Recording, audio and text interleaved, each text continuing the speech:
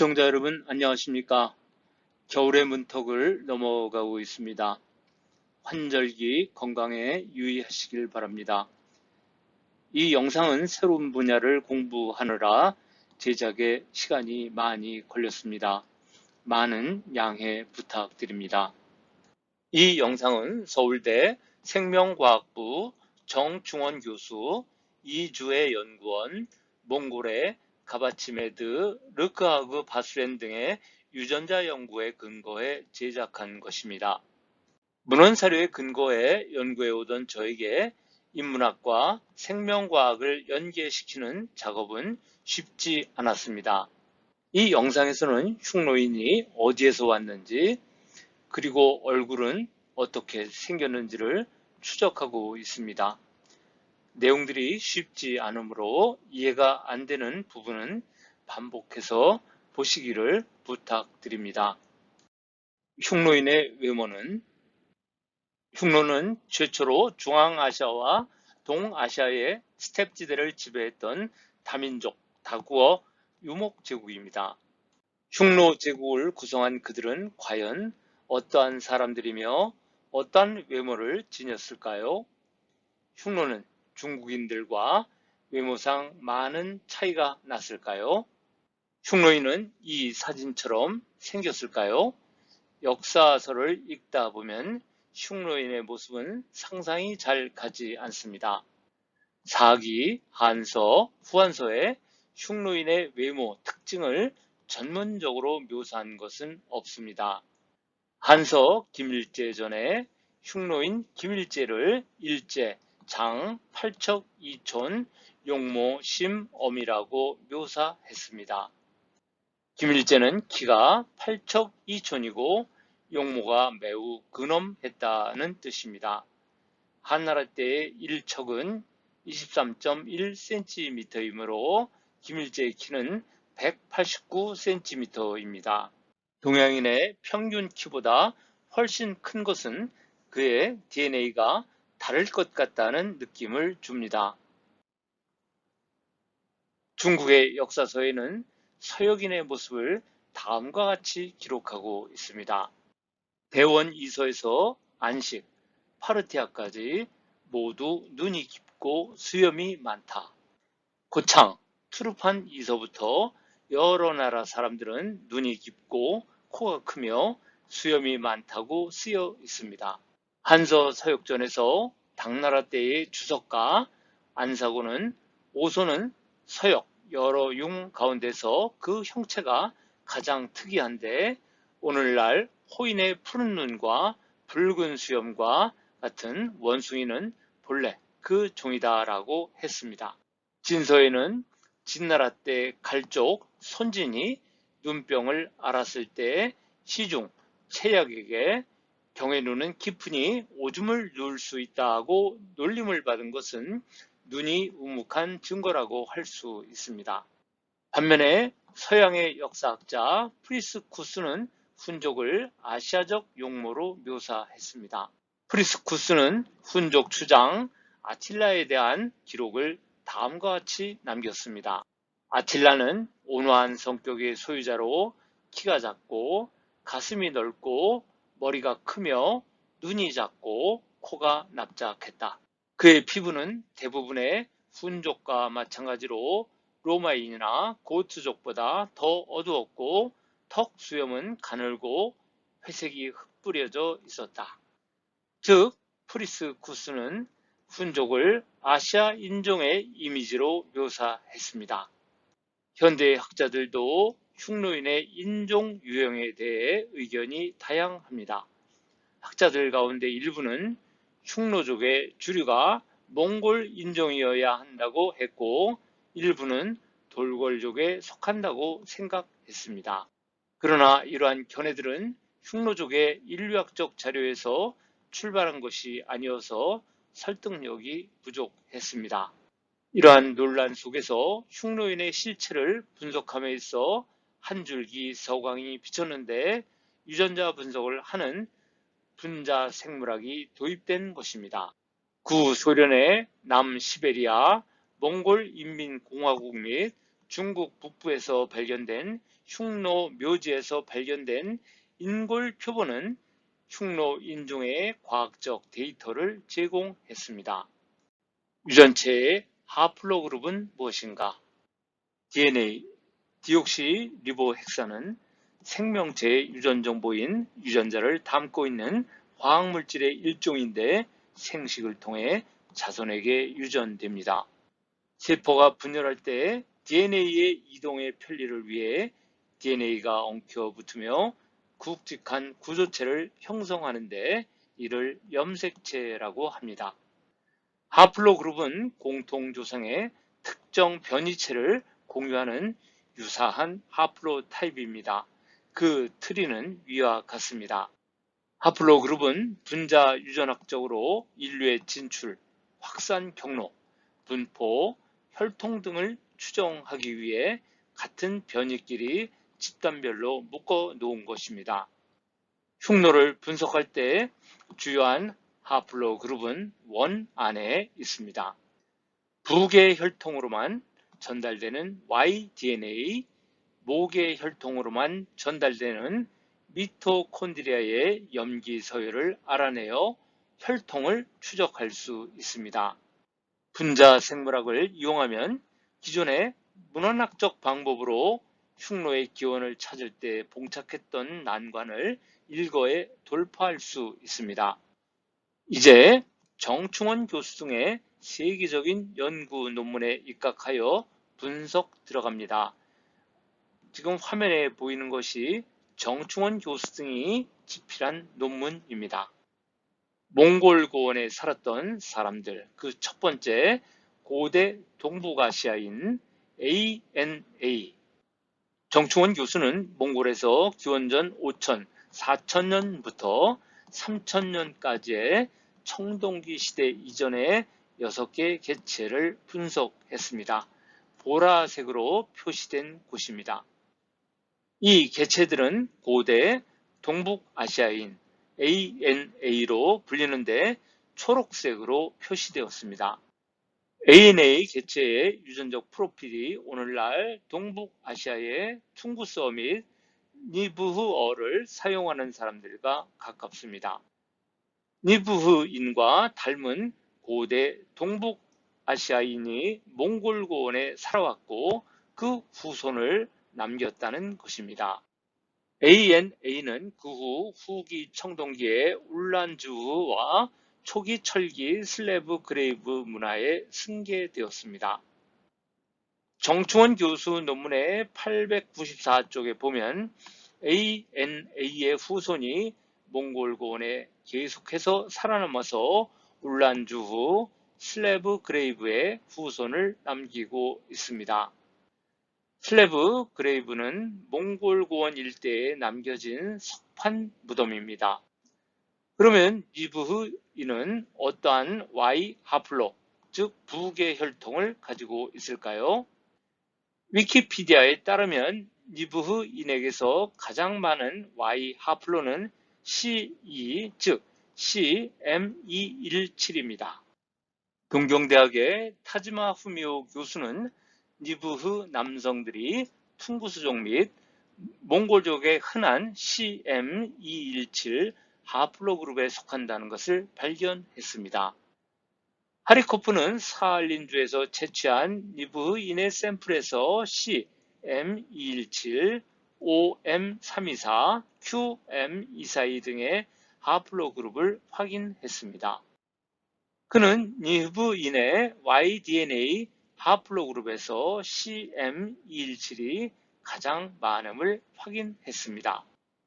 이러한 니브흐인의 CM217 하플로그룹은 뒤에 언급할 흉노인 유골의 C2, CM217이 24%로서 두 번째로 많은 것과 일치합니다. CM217의 하플로그룹은 중앙아시아, 시베리아, 북아메리카 원주민 남성에게서 고빈도로 관찰됩니다. 두 번째, 청동기 이전부터 초기 청동기 시대, 기원전 3500년에서 1800년, 몽골 고원에는 기원전 3500년에서 1800년 사이에 아파나시에보, 체무르체크 문화가 들어왔습니다. 세 번째, 청동기 중기에서 후반, 기원전 1900년에서 900년 사이, 청동기 후기에 몽골에는 세 개의 지리적으로 구조화된 유전자 풀이 발견되었습니다. 북쪽 바이칼 호수 근처의 홉스골 청동기 후기 개체군, 서쪽의 알타이 MLBA, 동쪽의 울란주후 슬래브 그레이브의 세 가지입니다. 이 세 개의 유전 개체군은 각각 독자적으로 존재했고 교류가 없어서 혼합되지 않았습니다.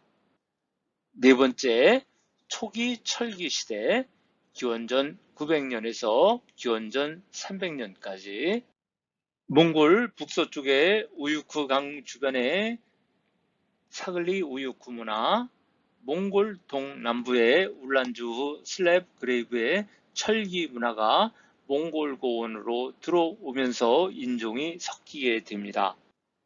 동남쪽의 슬랩 그레이브는 고대 동북아시아인, 즉 ANA에서 기원했습니다. 구독과 좋아요, 알람 설정을 부탁드립니다. 다섯 번째, 흉노시대 초기. 흉노 초기인 기원전 300년경 몽골의 민족적 혼합이 시작됩니다. 사글리 우유크, BMAC, 슬랩 그레이브 문화가 몽골 고원으로 들어와 혼합되기 시작합니다. 우선 몽골 고원에 유입된 서쪽의 흐름입니다. 찬드만 우유크 인골의 절반 50%는 서유라시아의 신타슈타 문화에서 유래한 것이었습니다. 그리고 찬드만의 43% 하늘색은 바이칼의 동유라시아 개체군에서 유래했습니다. 7%는 이란 계통의 BMAC, 짙은 갈색 조상을 가지고 있습니다. 여기에서 중요한 것은 몽골 고원에 진입한 찬드만의 50%가 신타슈타로부터 왔으며 이들의 Y 하플로그룹, 즉 부계의 50% 이상이 R1A, R1A라는 사실입니다. 나중에 설명하겠지만은 흉노 선우의 Y 하플로그룹이 R1A입니다. 이는 흉노의 지배 세력이 서쪽에서 왔다는 것입니다.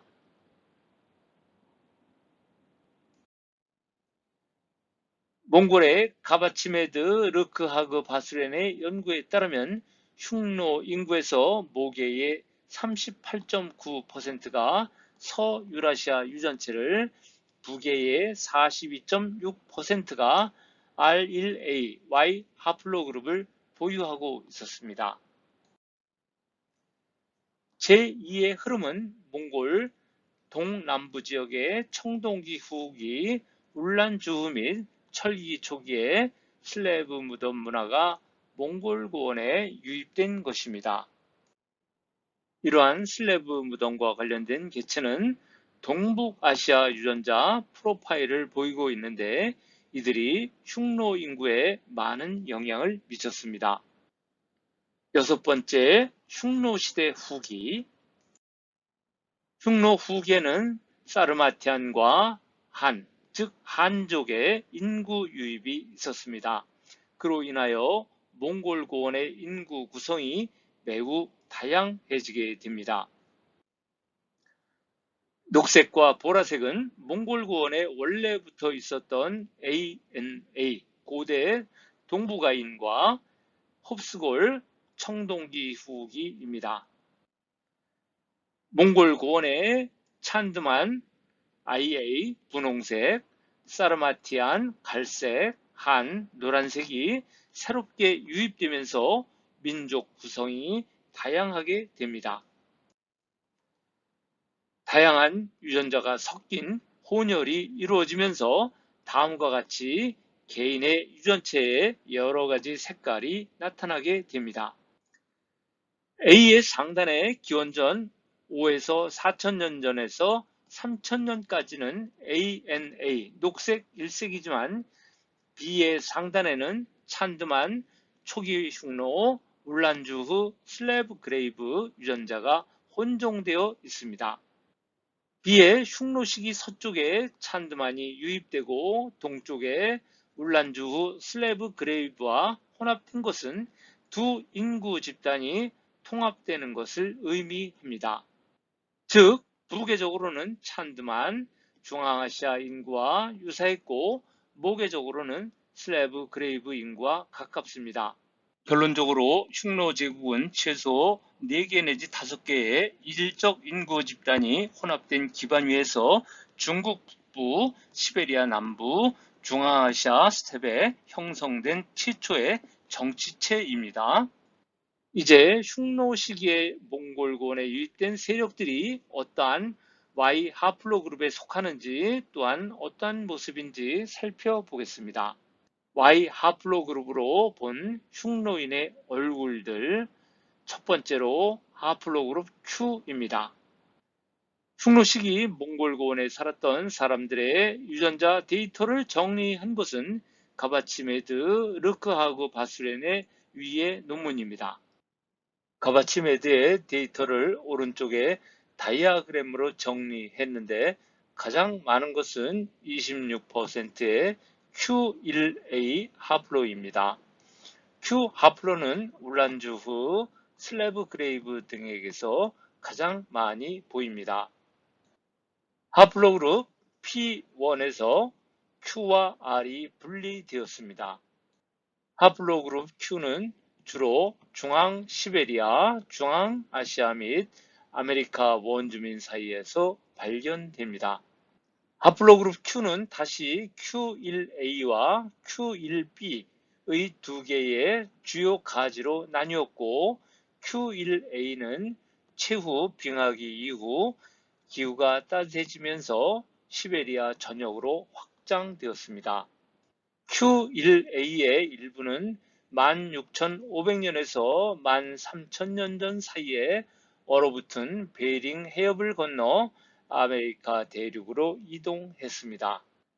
하플로 그룹 Q1A의 많은 분기구는 흉노족, 몽골족, 투르크족이 가져온 것으로 추정되며 모두 알타이 지역과 몽골 주변에서 거주했습니다. Q1A 하플로는 울란주후 문화와 슬래브 그레이브 고인돌 문화에서 주로 보입니다. Q1A 하플로를 가지고 있는 현대인의 용모를 통해 흉노인들의 모습을 유추해 보겠습니다. 애긴골에서 발견된 EG112는 Y 하플로가 QM242입니다. QM242 하플로를 가지고 있는 민족은 러시아 예니세이강의 중하류 분지에 살고 있는 캣족입니다.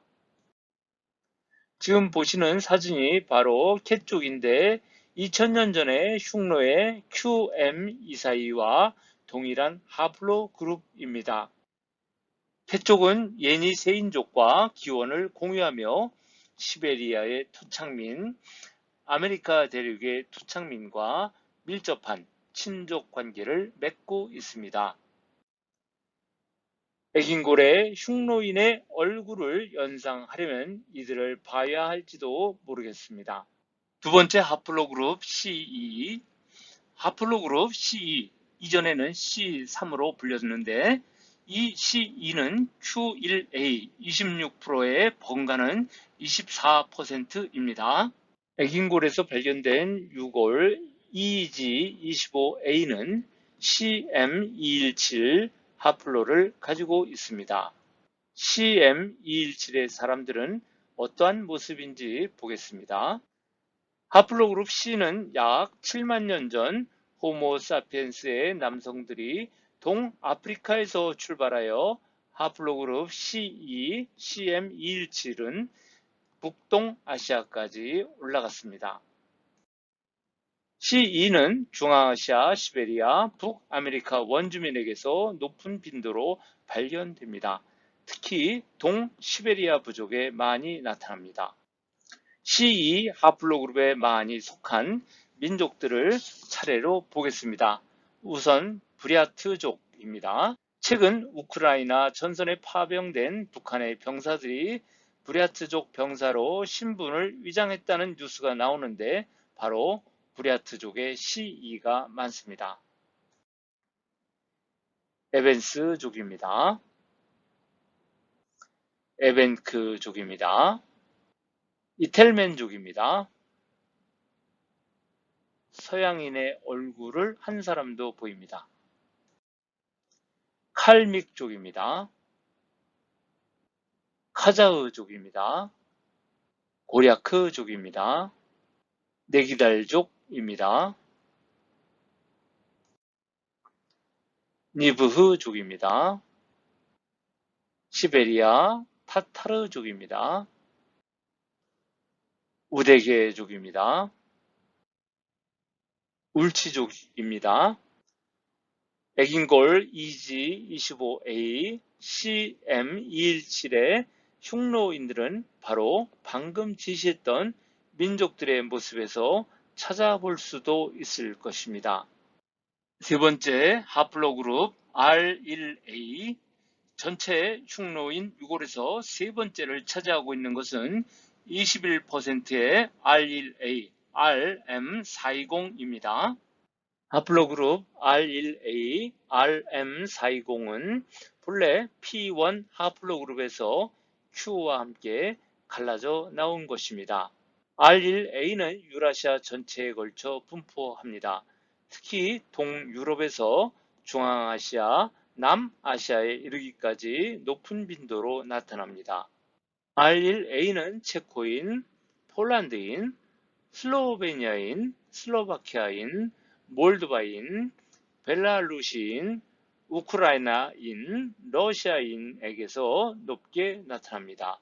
흉노의 선호가 바로 R1A 하플로그룹에 속하기 때문에 관심을 경주해야 합니다. 인물들을 보겠습니다. 앤더슨 쿠퍼, 알렉산더 푸시킨, 프란시스 드라케, 데이비드 휴움, 오스만 왕가, 니콜라 테슬라, 톰 행크스, 네덜란드 왕가 윌리엄 알렉산더. 흉노 선우의 최초 모습은 위에 R1A의 유럽인의 모습이었을 것으로 생각됩니다. 네 번째, 하플로그룹 N. 흉노인 6월에 네 번째로 많은 것은 N 하플로그룹 10%입니다. 하플로그룹 N은 유라시아 북부 전역에 걸쳐 광범위한 지리적 분포를 가지고 있으며 시베리아, 에스키모족 등 러시아 원주민들 사이에 가장 높은 빈도로 발견됩니다. N 하플로그룹은 다음과 같은 민족에 나타나고 있습니다. 이것은 우랄 지역의 마리족입니다.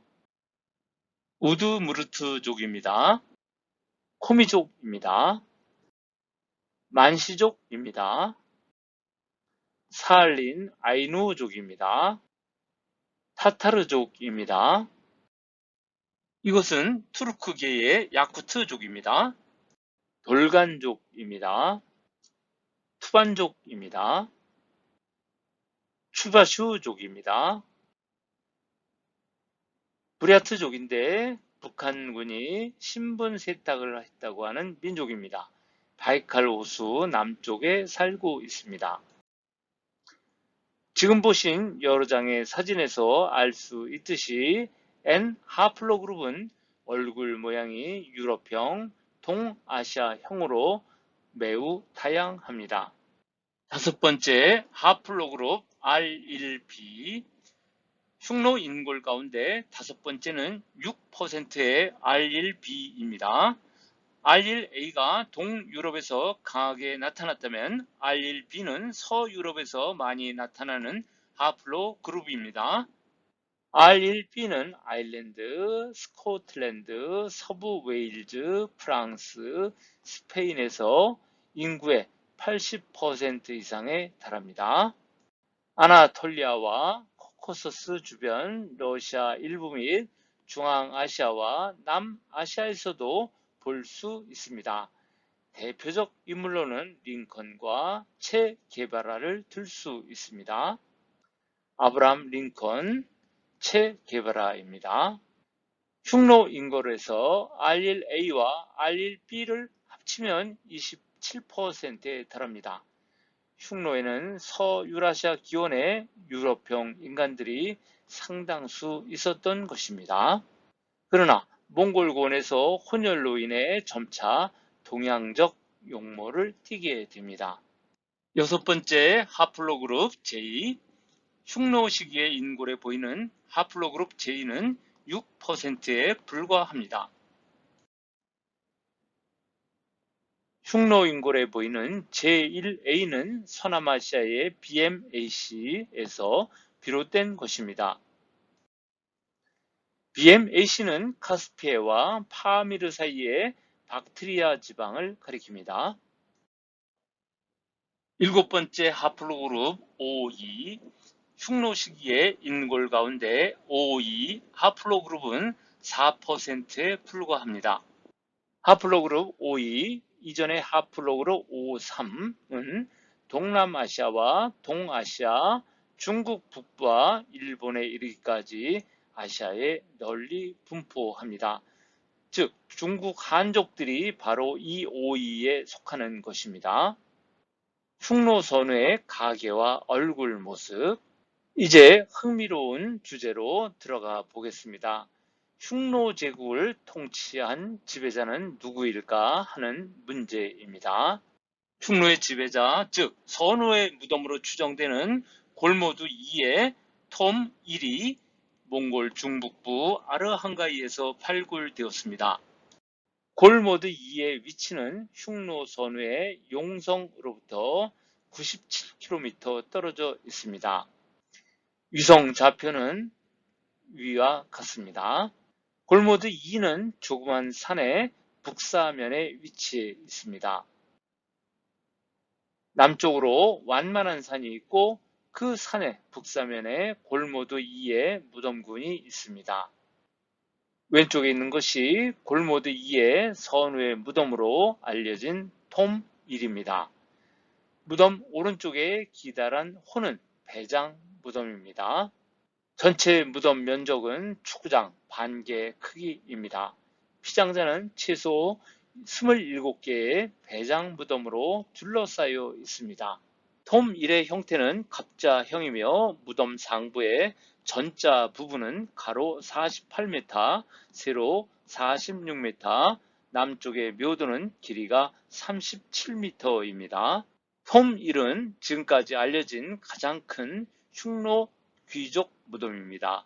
도굴로 인해 출토된 기물은 많지 않지만 한나라의 옥벽, 청동거울, 로마의 유리 그릇과 같은 희귀한 이국적인 유물이 출토되었습니다. 무덤에서 발견된 로마의 유리 그릇은 그렇게 자주 발견되는 것은 아닙니다. 이 그릇이 흉노 선우의 무덤에서 발견된 것입니다. 오른쪽이 금제의 드리개인데 안장과 연결된 후거리에 달려있는 것입니다. 무덤의 규모와 출토된 유물로 볼 때 이 무덤에 묻힌 성인 남성은 흉노 제국의 선우라고 거의 확신하고 있습니다. 도굴로 인해 무덤 주인의 뼈가 불완전했지만 유골 DA39에서 유전자를 추출할 수 있었습니다. 이제부터 이 무덤의 주인공, 선우로 추정되는 주인공의 이름을 DA39로 부르겠습니다. 톰 1에서 나온 DA39의 염색체는 R1A G93 하플로그룹입니다. R1A 하플로그룹은 동아시아와 북아시아에서 흔한 유형이 아닙니다. R1A는 인도 유럽어족 인구의 동부 분파이며 중부 유럽, 동유럽, 서아시아, 중앙아시아 및 남아시아에 널리 분포되어 있습니다.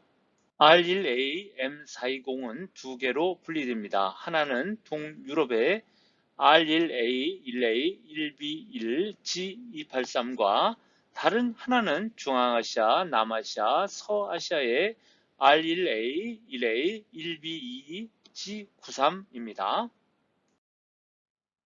여기에서 중요한 것은 흉노선후 DA39가 두 번째 RG93 하플로그룹에 속했다는 것입니다. 이것은 매우 중요합니다. 흉노선후 DA39의 Y 하플로그룹이 유럽형이 아니라 인도 이란형이라는 것입니다. 한편 DA39 선후의 모계 mtDNA의 하플로그룹은 N9A24511입니다. 이는 N9A2A에 속하며 현대 일본인과 한국인에 집중되어 있으며 중앙아시아에서도 산발적으로 발견됩니다. DA39 선후의 부계가 R1A G93 하플로그룹에 속한다는 사실은 매우 흥미롭습니다. R1A G93은 알타이와 서부 지역 출신, 그 근원을 더 들어가면 인도 이란형입니다. 이 같은 결론은 흉노의 실체를 파악할 때 그간 문헌 사료로서는 알 수 없었던 비밀이었습니다. 그런데 인도 이란형의 R1A G93이 몽골 고원에서 지속적으로 한족, 슬랩 그레이브 1과 통혼한 결과 동양인의 외모로 변모했을 것으로 생각됩니다. 이주연은 그 결과로 인해 DA39의 선후는 매우 높은 이스턴 유라시안 알타이 산맥 동쪽 스텝의 혈통을 가지고 있다고 했습니다. DA39는 슬랩 그레이브 1이 39.3%, 한족은 51.9%, 찬드만 IA가 8.8의 구성을 가지고 있습니다. 이주연의 주장처럼 흉노 선후는 동양적 요소인 슬랩 그레이브 1 한족이 대다수를 차지하고 있습니다. 이 퍼센티지는 얼굴이 거의 동양화되었음을 의미합니다. 이주연은 흉노 선후 DA39의 구성 요소가 흉노 공주 TAK001의 무덤 옆에서 발굴된 TAK002의 구성 요소와 유전적으로 흡사하다고 지적했습니다. DA39와 TAK002의 구성 요소를 비교하면 양자 모두 이스턴 유라시안의 혈통, 녹색, 노란색을 가지고 있습니다.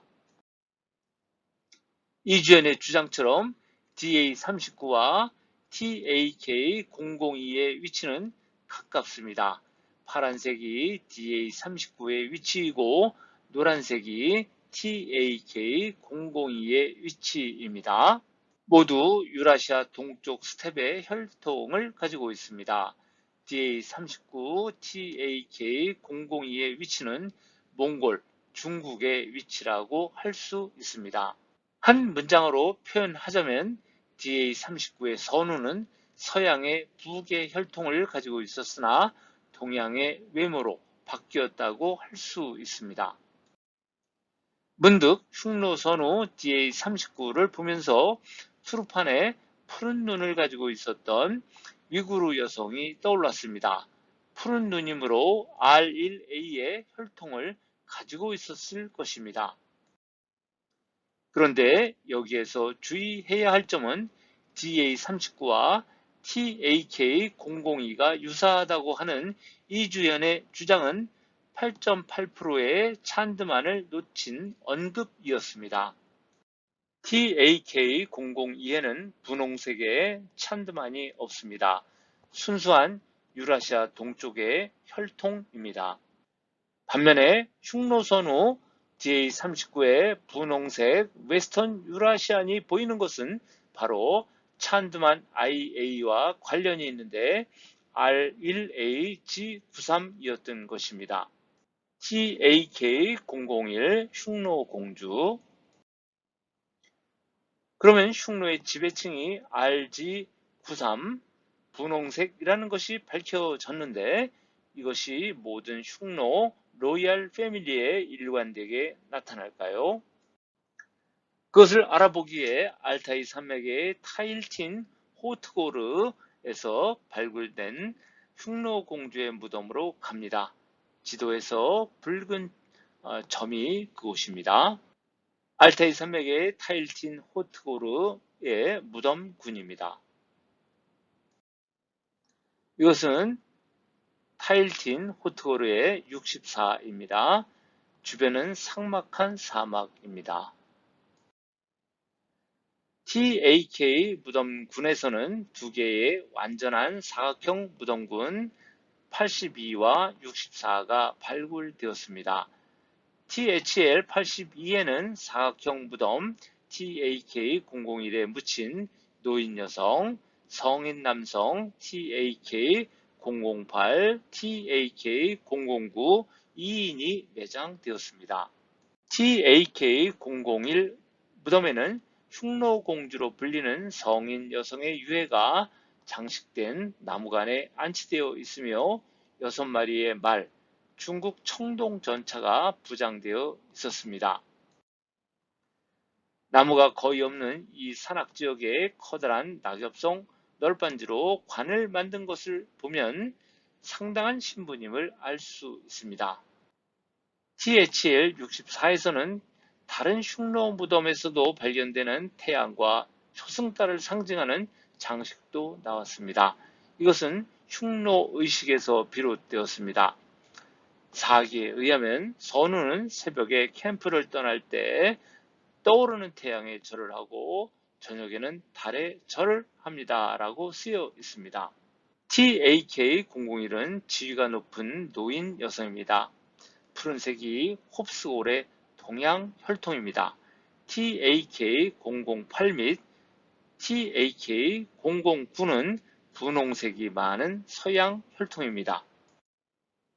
이 주에는 지위가 낮은 남성이 서구 혈통 분홍색 86.8%로 높고, 지위가 높은 여성 TAK001은 동양 혈통 90.7% 홉스골 동양 혈통이 높다고 주장했습니다. 그리고 이 주연은 TAK001에 근거하여 흉노의 권력 집단이 소수의 동양 혈통에 의해 장악된 것이라고 주장하는데, 여기에는 맹점이 있다고 생각합니다.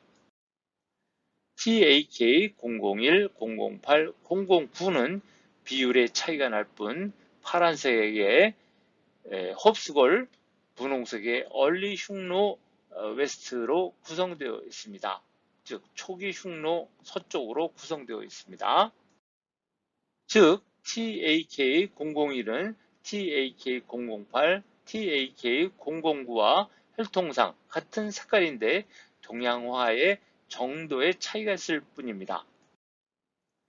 PC상에서 보면 TAK008, TAK009는 TAK001보다도 훨씬 서쪽에 위치해 있어 서양적 특성을 지니고 있습니다.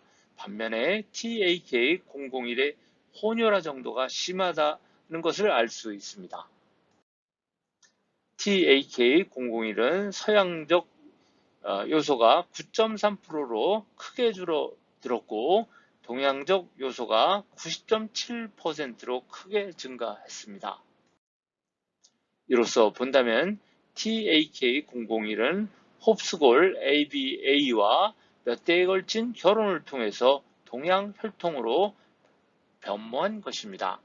반면에 TAK008, TAK009는 서양적 요소 86.8%, 동양적 요소가 13.2%인데 서양적 요소가 많이 남아 있습니다.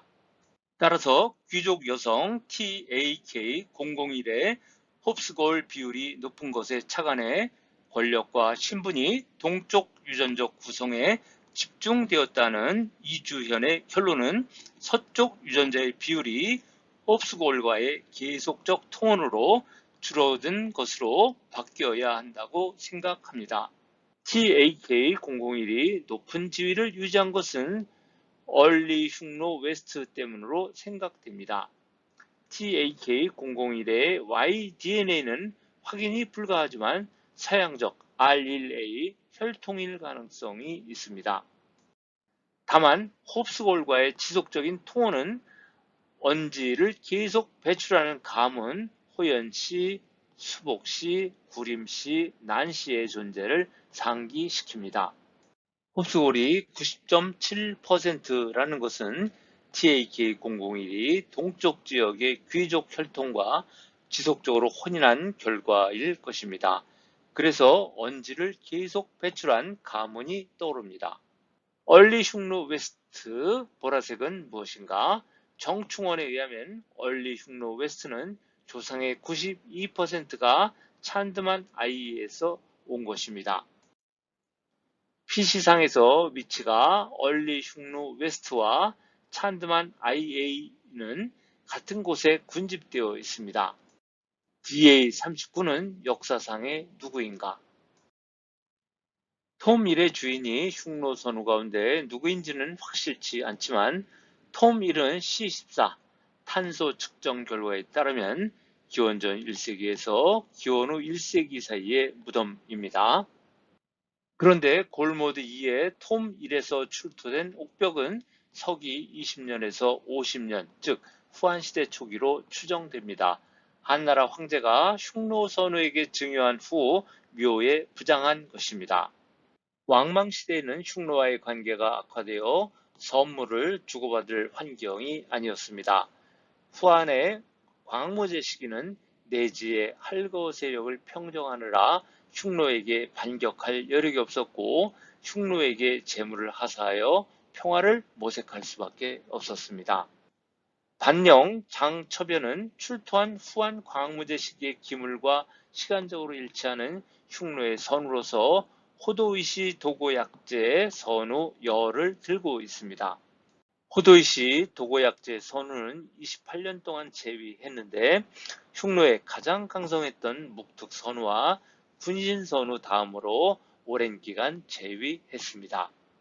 호도이시 도고약제 선우 시기는 국력이 진작되어 톰 1과 같은 초대형 선우묘를 조성할 수 있었다는 것입니다. 지금까지 매우 어려운 주제를 공부하시느라 고생 많으셨습니다. 여기까지 보신 분들께 감사드립니다. 끝까지 시청해 주셔서 감사합니다. 나가실 때 구독 눌러주시면 영상 제작에 큰 용기를 얻게 됩니다. 다음 영상에서 뵙겠습니다.